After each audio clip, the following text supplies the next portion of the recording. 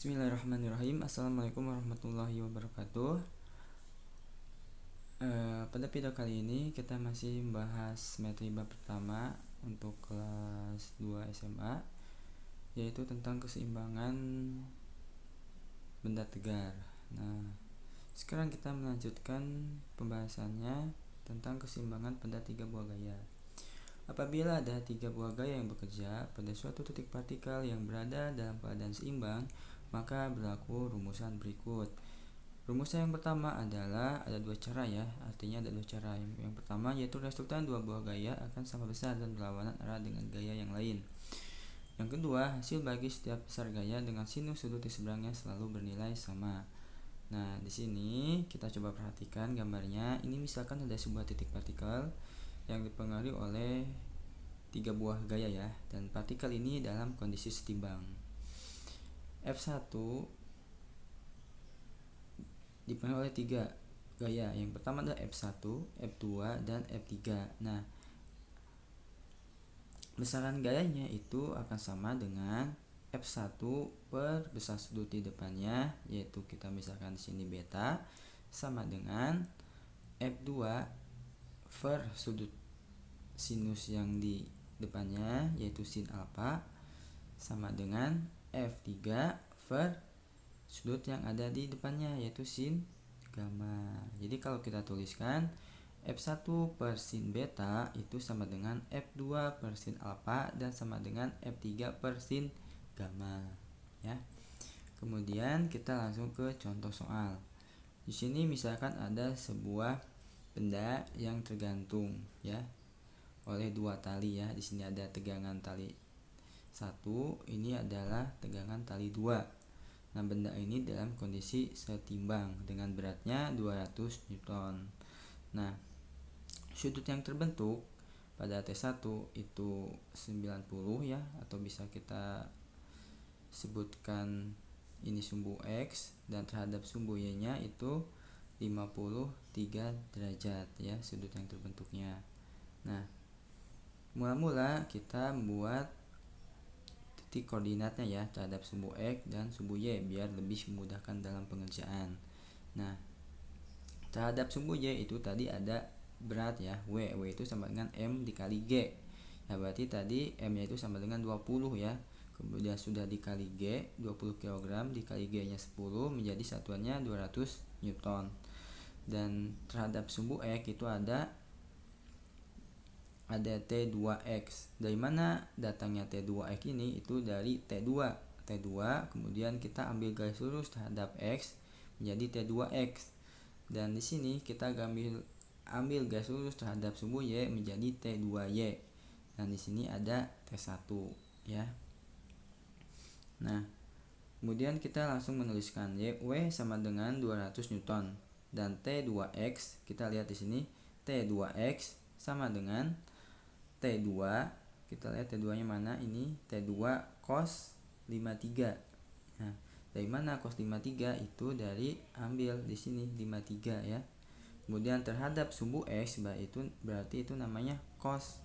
Kalau terhadap sumbu Y itu sin. Nah, kita tuliskan T2X sama dengan T2 cos 53. Nah, cos 53 itu sama dengan 0,6. T2-nya tetap ya, jadi 0,6 T2. Dan terhadap sumbu Y, kita lihat terhadap sumbu Y mana? Nih, yaitu adanya T2Y. T2Y sama dengan T2 sin 53. Sin 53 itu sama dengan 0,8 T2. Setelah itu kita terapkan syarat keseimbangan. Nah, pada sumbu X, pada video sebelumnya kita sudah katakan kalau syarat keseimbangan itu ada di mana sigma F-nya sama dengan 0. Nah, di sini terhadap sumbu X, sigma Fx sama dengan 0. Kita lihat terhadap sumbu X yang berpengaruh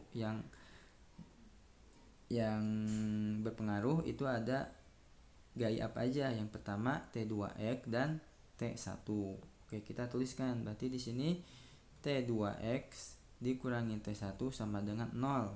Jadi T1 itu sama aja dengan T2X ya. T2X itu berapa? 0,6 T2.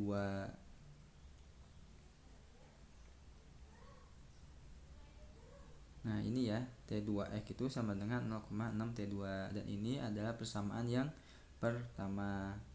Setelah itu kita menghitung gaya yang bekerja pada sumbu Y, yaitu sigma Fy sama dengan 0.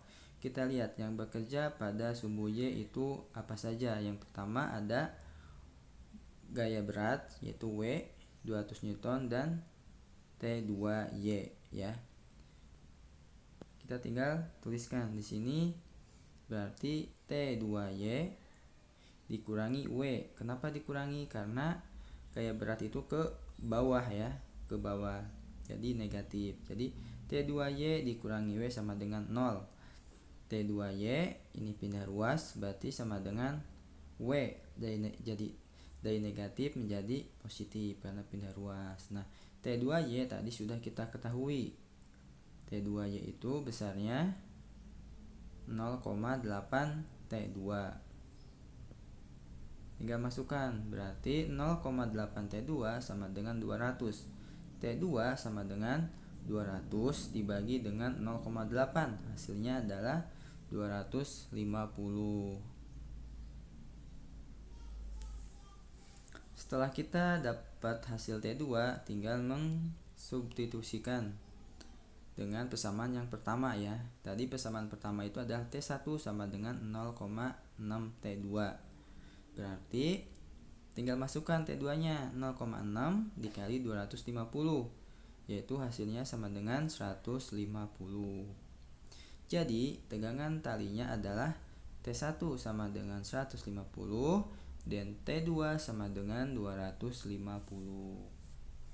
Oke, itu adalah cara pertama. Nah, cara tercepatnya adalah dengan merumuskan tadi, yaitu T1 per sin alfa sama dengan T2 per sin beta dan W atau T3 per sin gamma ya. Nah, kita tadi lihat ada sebuah gaya, di sini gaya W-nya, kemudian di sini T2-nya, di sini T1-nya. Nah, diapit oleh sudut ya. Ada sudut yang terbentuk. Nah, di sini kenapa jadi 127? Itu karena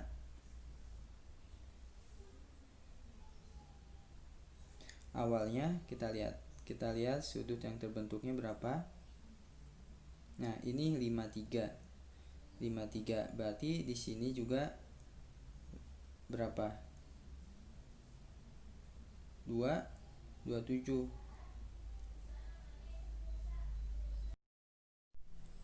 Maaf ya, di sini besar sudutnya bukan 27 tapi 37.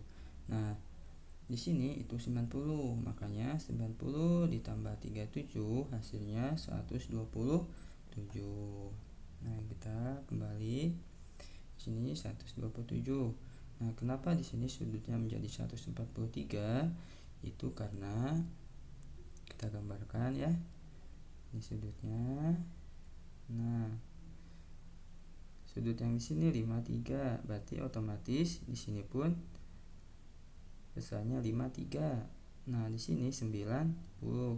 53 ditambah 90 hasilnya 143. Oke, tinggal masukkan kita ke rumusnya. T1 per sudut yang di depannya itu 143 sama dengan T2 per sudut di depannya yaitu 90 kali siku berarti besar 90 sama dengan W per sinus 127. Nah, sin 143 itu sama dengan 0,6, sin 90 sama dengan 1 dan sin 127 sama dengan 0,8. Nah, setelah kita mengetahui rumusan ini, kita tinggal untuk mencari T1 dan T2-nya tinggal dikali silang ya.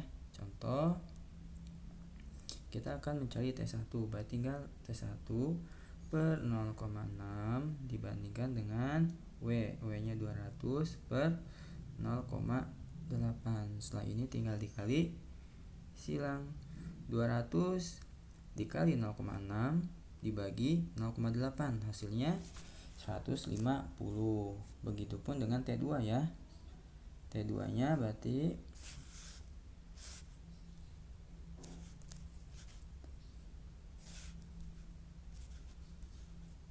T2 per sin 90 itu 1 sama dengan 200 per 0,8. Tinggal dikali, silang 200 dikali 1 dibagi 0,8, hasilnya 250.